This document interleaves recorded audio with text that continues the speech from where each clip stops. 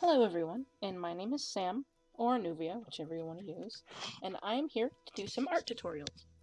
Now, before I begin, these are going to be simple and basic tutorials, and maybe a few advanced techniques, but I want you guys to know that I'm not professionally trained, I'm just self-taught. I've been working with Photoshop for about 9 years now, Paint Shop Pro, and more recently Sai, and I'm going to cover how to do most of the things I'm going to show in Photoshop and in Sai. So let's start with Sai. Today's topic, coloring your line art. A lot of people actually ask me about this, so I figured it'd be an easy place to start. Once you have your line art all set and done, what you're going to do is, first of all, make sure that you have it on its own layer. Common mistake I see some people make, I've done it a few times myself, is make sure you create a brand new layer just for your line art, because if you don't, it's going to be harder to recolor it. Simple as that. So right now I've isolated just the line art in this picture, and it's already colored, but for the sake of explaining, I'm going to change it back. So now it's going back to black.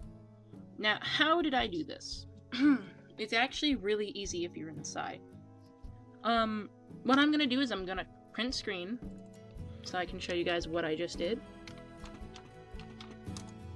Rename my file. I'm bad and didn't do it. Alright, so on your layers settings, you're going to see right here, I'm zoomed in as high as I can, you pick your line art layer. Whoop. Line art's right here, and notice how it has this little thing that says lock next to it?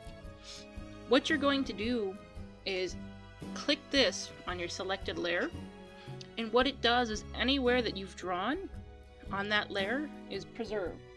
So you can color over it and only affect that area. And it's pretty neat because you can actually color and blend and do whatever. For example, if I wanted to make this line art bright red and offend everybody's eyes, there it is. Say I wanted to make it purple over here and I wanted it to blend in the middle, I just grab one of my blur tools and ta-da! It's pretty neat. You can actually make rainbow effects, as goofy as they sound. You do the same thing in Photoshop, just with your layers menu, where it has that little checker box next to lock. Just select it and you get the same effect. And hopefully that helps somebody or anybody that's actually been wondering on how to do this. And look forward to more tutorials. If you guys have any requests, I'd be happy to take them. So shoot it, fill up my inbox. Let's do it. And hopefully this first one was really quick and simple. And if you have any questions, just leave them in the comments and I'll be happy to answer them. And before I do quit, most art programs do have this setting. You just got to mess around with the tools. And it's always called lock opacity or lock transparency pixels. And good luck with your art. Yay!